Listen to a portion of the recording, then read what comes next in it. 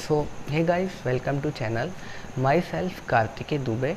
I am a student of Law Honors from Lucknow University, and today this video is about moot court. A brief introduction about moot courts. आज की video में हम बात करेंगे कि मूट court competitions होते क्या हैं, इनका एम क्या है, इनका ऑब्जेक्टिव क्या है और ये मूटिंग हमारे एक लॉ स्टूडेंट की लाइफ में कैसे उसको अफेक्ट करती है और उसके लिए कितना इम्पॉर्टेंट है। So let's begin with the video. So सबसे पहले मूट कोर्ट है क्या। मूट कोर्ट एक एक्टिविटी है बेसिकली, जहाँ पे आपको एक आर्टिफिशियल कोर्ट रूम प्रोवाइड किया जाता है आपको एक रियल कोर्ट रूम की फील देने के लिए। बेसिकली मूट कोर्ट्स डिज़ाइन किए गए थे 16th सेंचुरी में इंग्लैंड में, जहाँ पे लॉ स्टूडेंट अपने लीगल आर्ग्यूमेंट को एक बेंच ऑफ जजेस के सामने प्रेजेंट कर सकें। ये जो बेंच होती है जजेस की एक मूट कोर्ट में, उसमें आपके प्रोफेसर्स हो सकते हैं, सीनियर एडवोकेट्स हो सकते हैं, लॉयर्स हो सकते हैं, या कोई भी एक ऐसा पर्सन हो सकता है जिसको लॉ के बारे में अच्छी खासी नॉलेज हो। सो इन कॉम्पिटिशन्स का मेन मोटिव ये है कि लॉ स्टूडेंट को उनके एजुकेशन के दौरान उनको रियल कोर्ट रूम की फील देना, कि कोर्ट रूम में अपने आर्ग्यूमेंट्स को कैसे प्रेजेंट करते हैं। मतलब अगर मैं समराइज़ करना चाहूँ कि मूट कोर्ट है क्या, तो सिंपली मैं यही बोलूँगा कि मूट कोर्ट एक ऐसा आर्टिफिशियल कोर्ट है जिसमें आपको रियल कोर्ट रूम के सारे ऑब्लिगेशंस फॉलो करने होते हैं और अपना argument as a real advocate, as a real lawyer आपको अपने आर्ग्यूमेंट्स वहाँ पे प्रेजेंट करने होते हैं। सो बेसिकली अब हम बात करेंगे कि मूट कोर्ट कॉम्पिटिशन्स का क्लासिफिकेशन। मूट कोर्ट कॉम्पिटिशन्स जनरली दो पार्ट में क्लासीफाई किए जाते हैं। पहला जिसमें आपको कोई सिविल केस दिया जाएगा और दूसरा टाइप जिसमें आपको कोई एक क्रिमिनल केस दिया जाएगा। बट अगर to be more specific, generally moot court competitions में आपको सिविल केसेस ही दिए जाते हैं। ये याद रखिएगा कि ये टोटली हाइपोथेटिकल होते हैं और ये जनरली किसी रियल इंसिडेंट पे या प्रीवियस फेमस केस पे बेस्ड होते हैं। ये आपको ऑर्गेनाइजिंग कमेटी प्रोवाइड करती है बिफोर द कंपटीशन। आपको जो पूरा कंपटीशन जीतने का जो पूरा खेल है वो मूट प्रीपोजिशन से ही स्टार्ट होता है, या अपना बेस्ट परफॉर्मेंस अगर आपको देना है तो आपको मूट प्रीपोजिशन पे अपनी कमांड बनानी होगी। ये बेसिकली स्टेटमेंट ऑफ फैक्ट और इश्यूज होते हैं जिन पे आप अपना आर्ग्यूमेंट तैयार करेंगे। अगर मैं बहुत ही प्रिसाइजली बात करूं तो इसमें वो हर चीज़ होती है जो आपके एक स्ट्रॉन्ग आर्ग्यूमेंट को फॉर्म करने में आपकी पूरी हेल्प करे।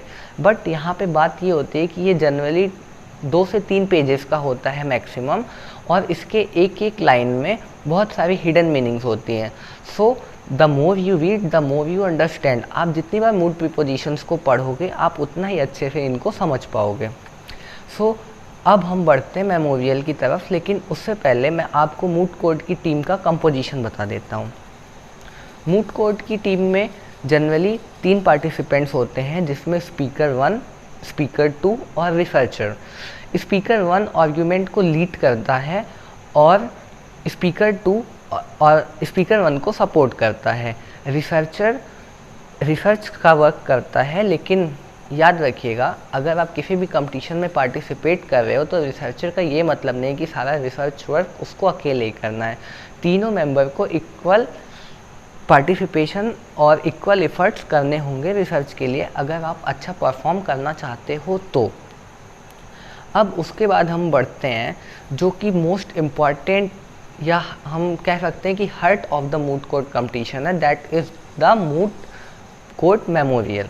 सो मेमोरियल क्या होता है? बेसिकली जब कोई भी, अगर हम बात करें रियल केसेस की, अगर कोई भी रियल केस हम कोर्ट में फाइल करते हैं तो वहाँ पे एक अपील या प्लेंट जो हमारा लॉयर होता है वो तैयार करता है, जिसमें आपकी केस की पूरी डिटेल रिटन फॉर्म में जज के सामने सबमिट की जाती है। उसमें आपके सारे आर्ग्यूमेंट्स होंगे, आपके सारे फैक्ट्स होंगे, और जो आप अपने केस को कैसे सपोर्ट करते हैं वो सारी चीज़ें आपके प्लेंट में लिखी होती है। वैसे ही सेम होता है मूट मेमोरियल मूट कोर्ट के लिए। इसमें आप अपने आर्ग्यूमेंट को पूरा अच्छे से रिटन फॉर्म में प्रेजेंट करते हो, और याद रखो आपको मूट कोर्ट के मेमोरियल में आपको प्रीवियस केसेस का रेफरेंस देना होता है। तो इसके लिए आपको एक अच्छी रिसर्च करना आना चाहिए। आने वाले समय में मैं रिसर्च पे, मूट मेमोरियल पे, मूट प्रीपोजिशन पे, सब पे डिटेल्ड वीडियो बनाऊंगा। बट मूट मेमोरियल अभी आप ये समझो कि ये बेसिकली आपके आर्ग्यूमेंट का रिटन फॉर्म होता है जो आप जज को अपनी मूट कोर्ट कंपटीशन में सबमिट करोगे, और आपके जो पूरे आर्ग्यूमेंट होंगे वो इन्हीं पे बेस्ड होंगे।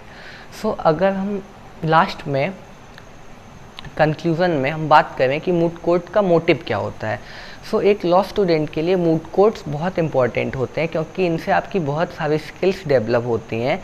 जैसे कि आपको पूरा कोर्ट का माहौल आपको आपकी कॉलेज के टाइम में ही मिल जाएगा, तो इसके बाद जब आप रियल कोर्ट में जाओगे तो आपको वो फियर वहाँ नहीं फेस करना पड़ेगा, क्योंकि आप ऑलरेडी इसको मूट कोर्ट में फेस कर चुके हो। और ये आपकी बहुत सारी स्किल जैसे कि रिसर्च स्किल, ड्राफ्टिंग, और एक प्लेंट कैसे ड्राफ्ट करते हैं, किसी केस को साइट कैसे करते हैं, ये सारी चीज़ें आप अगर कंपटीशंस में एक्टिवली पार्टिसिपेट करोगे तो धीरे धीरे टाइम के साथ ये अपने आप मतलब during the time of the course आप ये चीज़ें सीख जाओगे। और इससे एक अच्छा, अगर आपको एक अच्छा एडवोकेट बनना है या जुडिशरी में जाना है या लीगल प्रोफेशन में अगर आपको अच्छा परफॉर्म करना है, तो इट इज़ मस्ट कि आप मूट कोर्ट्स में एक्टिवली पार्टिसिपेट करो। जनरली क्या होता है कि फर्स्ट ईयर स्टूडेंट्स या जो नए लॉ स्टूडेंट्स होते हैं वो डर जाते हैं इन कम्पटिशन्स में पार्टिसिपेट करने के लिए, क्योंकि ये चीज़ें पूरी नहीं होती हैं।